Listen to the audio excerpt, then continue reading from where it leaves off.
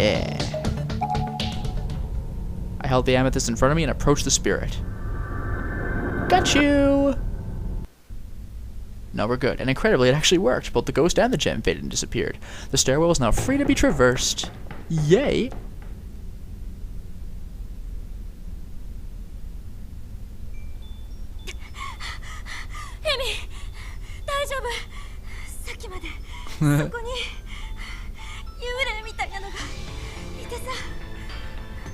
There was, like, a ghost.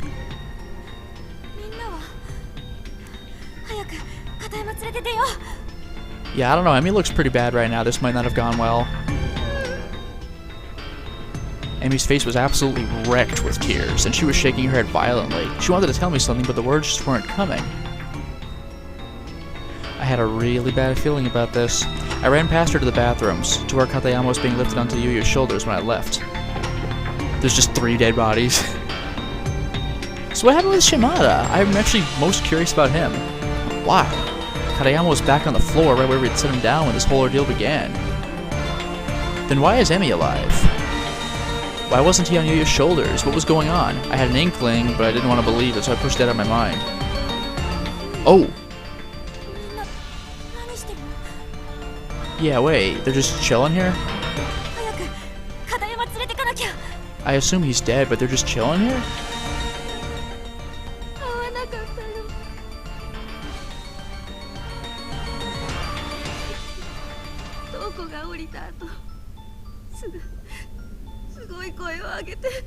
That's traumatic.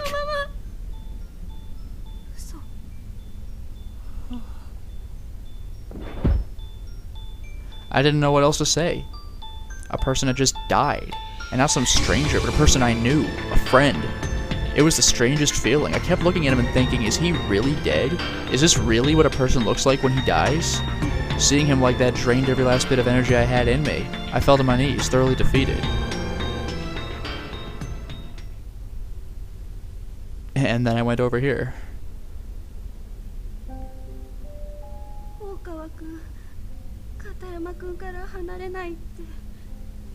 Well, then he's dead.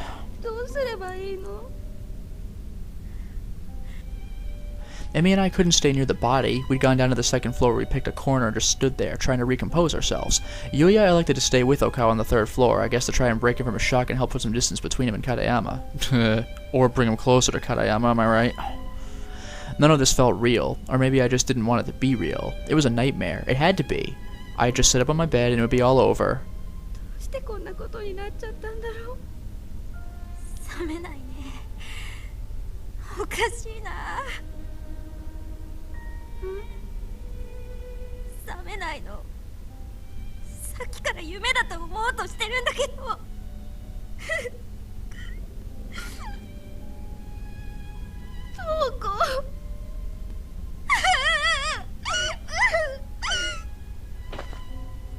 My energy was waning again. I sank to the ground, landing on my knees. Emi followed my lead and put an arm around me for comfort. A friend that just died. He just died. God, why? Oh boy. Emi and I looked at each other. We both heard them. Footsteps coming down the hall. It was too dark to make out who it was, but the gate was decidedly male. Oh, this is what, right? Isn't this why when we found Emi in the other chapter, she was flipping out like, oh my god, my friend just died. This must be where Toko gets killed. The two of us slowly and quietly rose to our feet, hid around the corner, and peeked out, both terrified and curious as to whom or what we might see.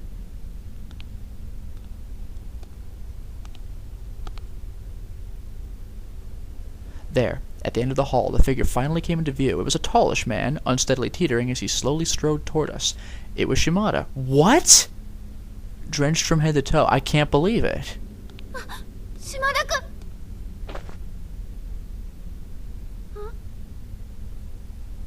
Emi shot forward, intending to run toward him, but I grabbed her arm and held her back without even thinking about it. She turned and looked at me with a puzzled expression. Either he's got the darkening, or he's about to die himself.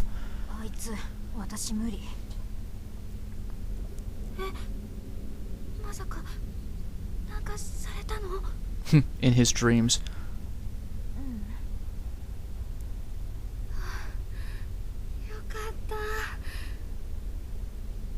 時だし、起こったことだけでも伝えておかないと。 She looked back at me again as she said this, staring right into my eyes in an almost disciplinary manner. It was the perfect guilt stare. I couldn't help but succumb to it, feeling bad for not having filled her in about the Shimada incident.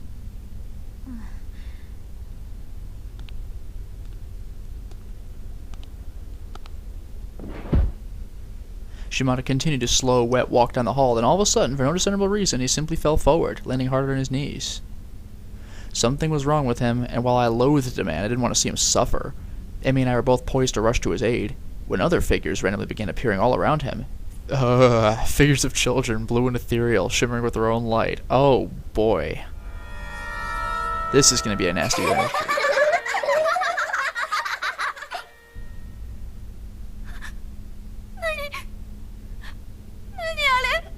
Place your bets. Are we going to see the picture of Shimada or not?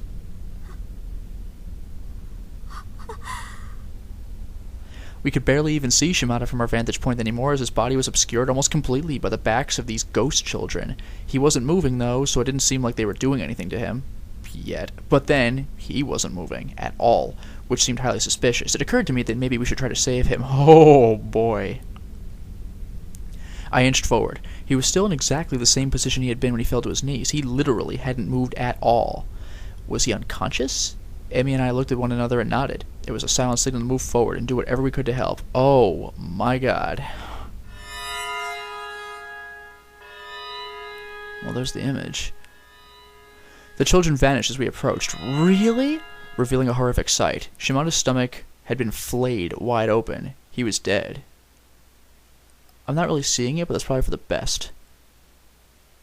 The knife he'd flaunted earlier, oh, that's what that is, was jutting from the wound. Never mind, then. It was an almost ceremonial death, like that of a samurai who had thrown himself on his sword.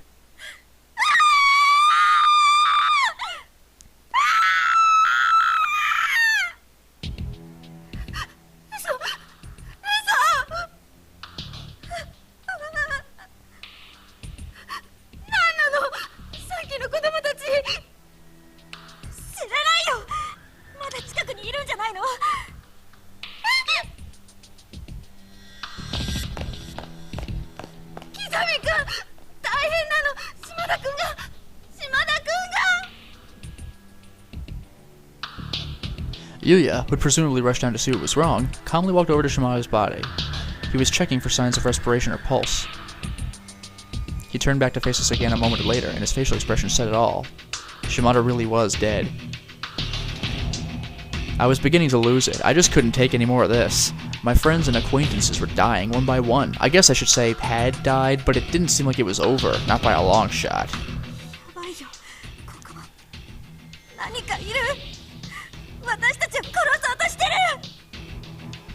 Hell, it was doing more than trying. It had already succeeded twice over. I was scared. I was paranoid. I was shaking and crying and screaming inside. I was deathly afraid that something else would show up. And then it did. Oh my God, you never see Kazami like, whoa. Ugh. It was a little girl in a red dress, standing between us on the third-floor staircase. I couldn't make out the expression on her face through her bangs, but I could literally feel the hatred in her eyes as she stared into our souls. Then, she turned around and slid up the staircase into the third-floor hallway. Well, they're dead. Emmy was turned the other way, so she hadn't seen the girl at all. She eventually followed our gazes, but by that time the girl was gone. She looked confused. That particular apparition looked a lot different from the other ghosts I'd seen, but there was still no doubt in my mind. She was definitely a ghost.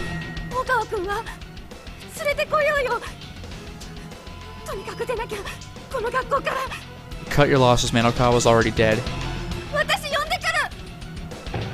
Ugh.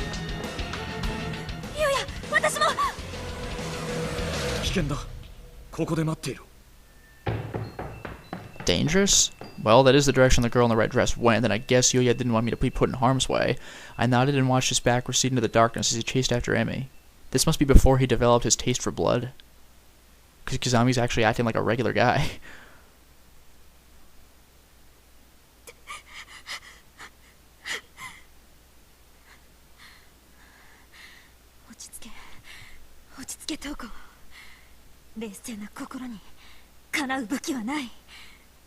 今一番大事なことは何？ I'm gonna go with exit. Exit is the most important thing right now.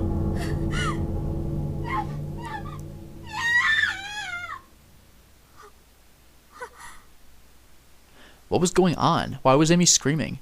I could hear voices now. Emi and Okawa were having a heated argument. Oh, okay.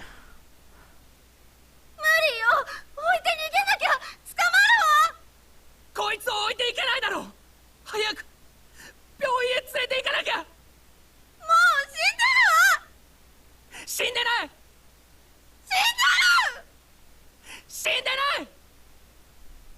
死んでないんだ。 Leave him and run? We'll get caught? That ghost girl must have been pursuing them. 大変だ。行かなきゃ。 This chapter really bounces us all across the map. 人殺し。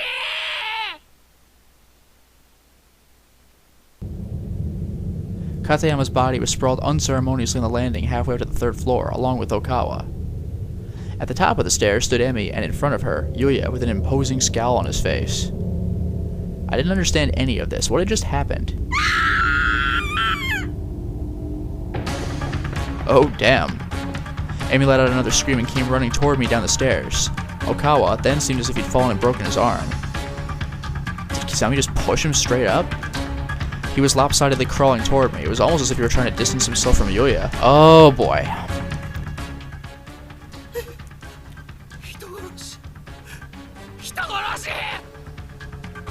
I ran to the base of the stairs to meet up with Emi. I needed some sort of context here. エミ、何？どうしたの？逃げろ。逃げろ。殺されるぞ。キサミ君がケリをどうしたの？ Wow. Just out of nowhere. It's amazing. What a dig. I glanced up at Yuya, but his face was shrouded in darkness. I couldn't make out any expression at all.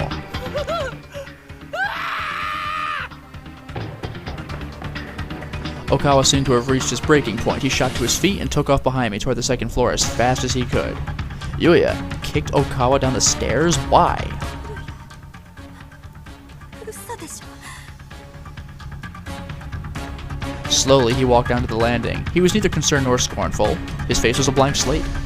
As soon as he reached my level, he bent down and began fiddling with Katayama's body. Ugh. Raising the arms, then letting them drop, wiping blood from the ears and nose, then looking at it as if studying a specimen under a microscope.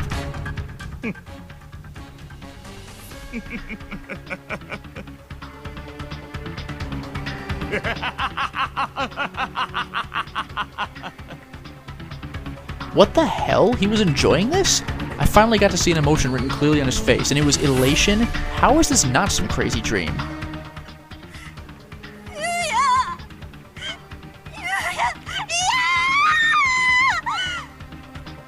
Tears began spilling from my eyes like water. I was shocked, confused, and I don't even know what else.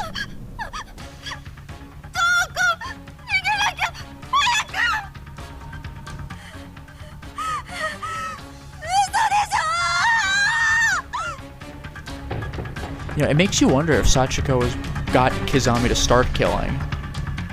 Because he followed her up there, and then now he's crazy. Emi and I found ourselves standing in front of the door to the school infirmary. Ugh. Right. Freaking idiot.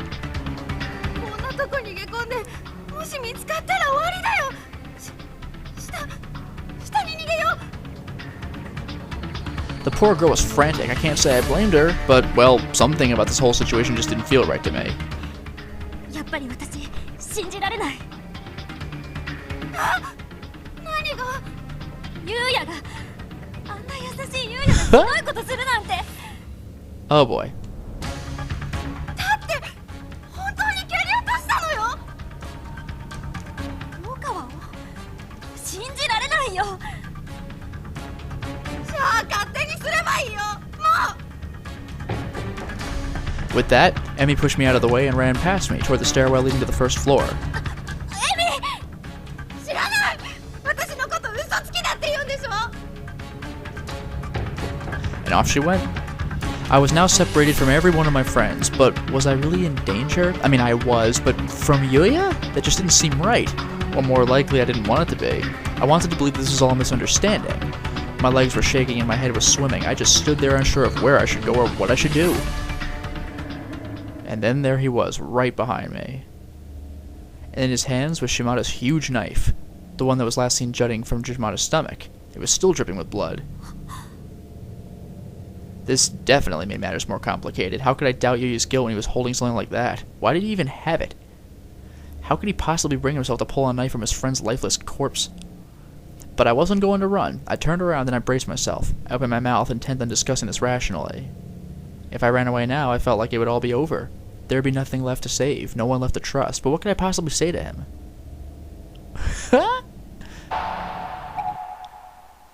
Either way, I can't get a wrong ending. It's a matter of dialogue. Are you all right? My body was still visibly shuddering, and I doubted I'd have much of a voice if I tried talking. But I just wanted this all to be a horrible mistake so badly. I knew I had to say something. I knew I had to get through to him. Maybe he was just freaking out in his own way. This whole experience had been taxing for all of us, and Yuya's only human. He must have been terrified. And maybe I could help get him through it. Get him to talk about what's bothering him and feel a little better. It was worth a shot, at least. Yuya, 大丈夫?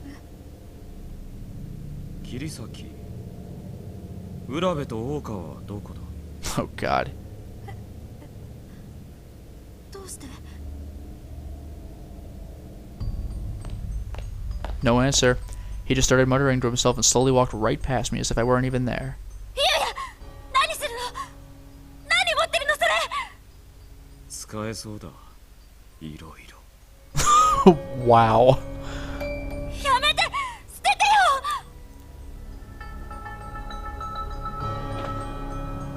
よ! No, I couldn't let this go on. I grabbed him by the arm and just clung to him, putting my full weight on his body to keep him from going any farther down the hallway. I don't know, dude, this guy's pretty strong. He was at a crossroads, about to walk down a path of no return, and I wasn't going to lose the kind, considerate Yuya I'd fallen for. Unfortunately, the only tools I had at my disposal for stopping him were my feelings, and those just weren't going to be enough. Wow, what an asshole. I was so startled that it took me a moment before I'd even figured out what happened. That was the first time in my entire life that I'd ever been punched in the head, and he put everything he had into it. I couldn't focus. My brain was still rattling inside my skull from the impact. The world was spinning. I looked up at him with spasmodic, twitchy, tear-filled eyes.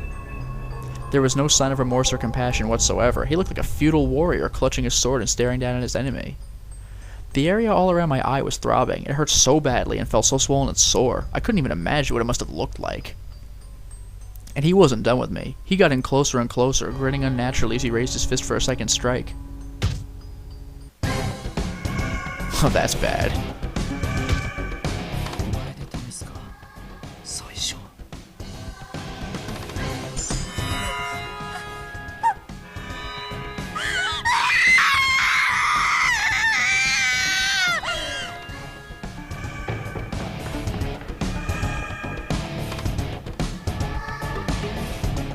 I was running on pure instinct and adrenaline at this point. I shot to my feet and just forced them to carry me to safety, somewhere, anywhere.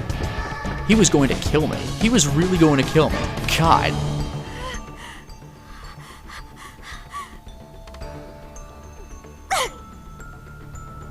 I felt something rattling around uncomfortably inside my mouth, so I spit it out into my hand.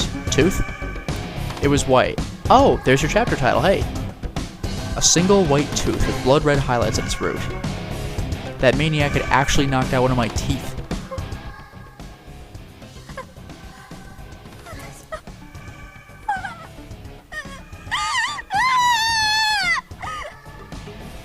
He was there, just behind me. I panicked, tripping over my own feet and stumbling to the ground on the landing between the first and second floor.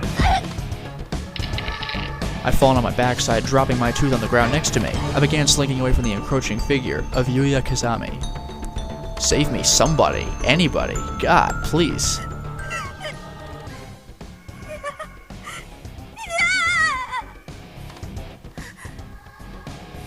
I was scooting backwards across the floor, too stiff, sore, and scared to stand, but then my hand brushed across something small and metallic. A key! So there's that jackass's key. 隠した保健室の鍵だ。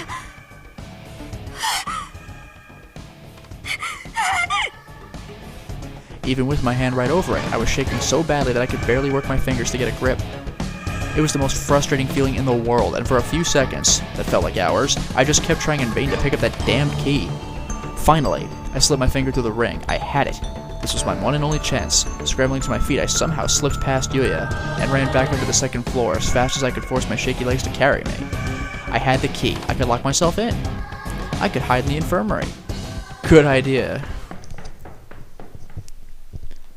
Kazami didn't pursue. Not right away. He just stood there, staring. Staring at the tooth that I dropped on the ground. Ugh. Staring intently, as if trying to make out what he was seeing. Oh, that was that... You know, the silhouetted red hand? It's gonna cut to Kazami holding it, isn't it? Haka. Bingo. Whoa.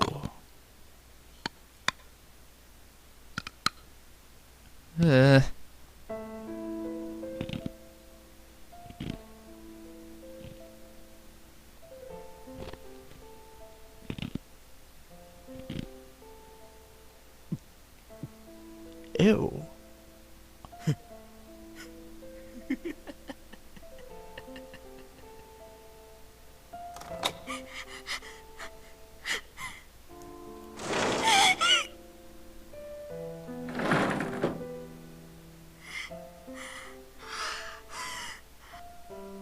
There didn't seem to be any way to lock the door from the inside.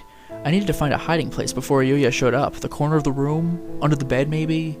I was scanning every inch of the room as quickly as possible, sizing up my surroundings. My eyes stopped on one of the medicine shelves.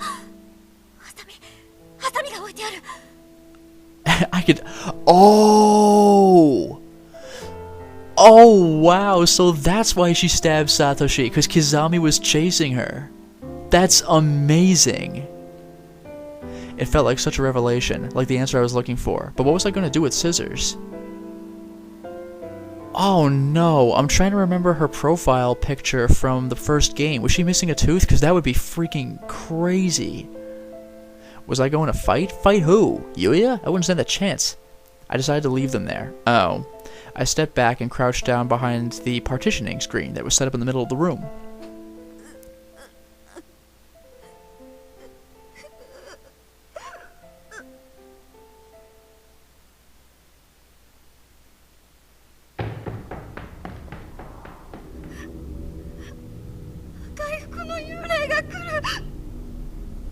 Urabe had run back to the bathrooms on the third floor to warn Okawa about the imminent threat that was approaching.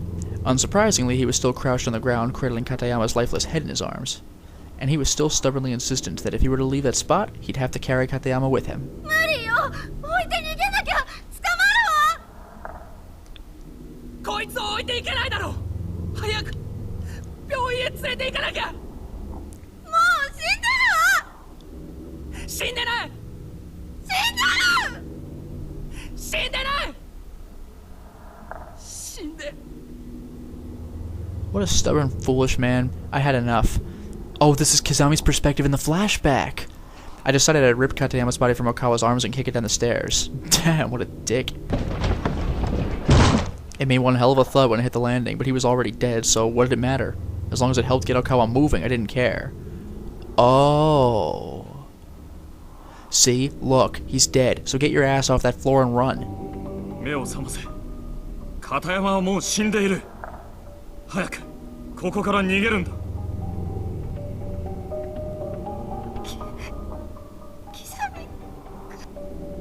Urabe was looking at me, then at Katayama's body, then back at me, as if she couldn't make up her mind which was more interesting. But why was she looking at me? Did I have something on my face? Wow, this guy. Okawa, on the other hand, was focused squarely on Katayama. He was trembling all over, but I thought he finally understood. Then he turned toward me.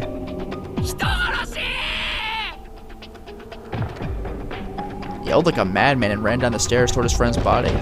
He wasn't exactly in his right mind, however, so his last few steps didn't quite go as planned. He tripped and fell quite hard next to Katayama. Oh! So he didn't kick Okawa down the stairs, he just kicked Katayama. Here we are. 人殺し人殺しエミ、何、どうしたの？殺し I wasn't the one who killed Katayama. 逃げろ逃げろ殺されるぞ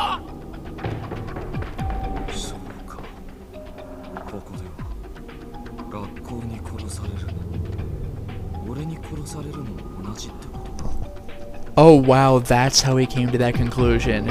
That's ridiculous. どうせみんな死ぬのだからな Oh, that's amazing.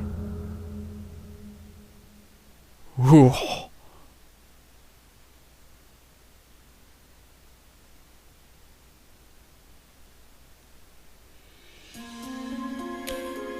Different song.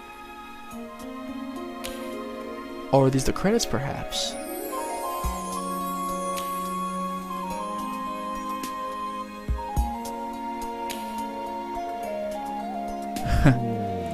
Awesome. Very awesome.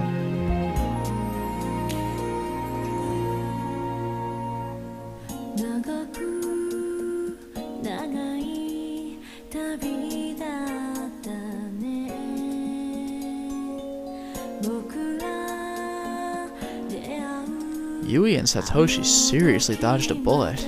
For this game.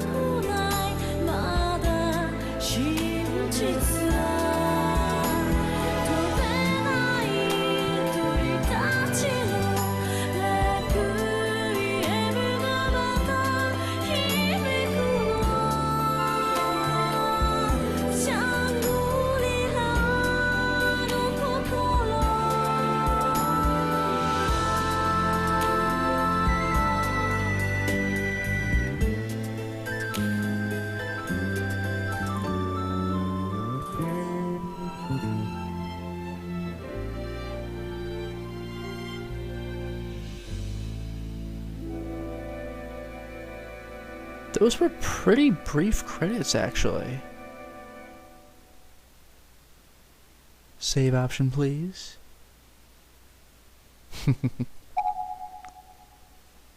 That's right. We're not quite done yet. But a prologue, this concerns me greatly. And I'll get into that in a second. But, first...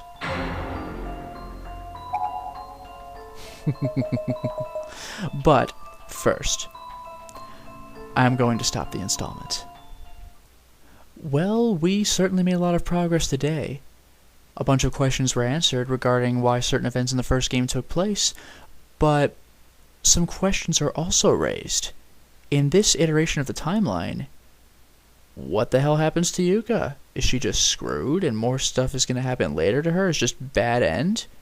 Where's Satoshi? He's the one who seemed to know about the time loop, and we haven't seen him in Heavenly Host at all, nor have we seen Miss Yui. This is confusing.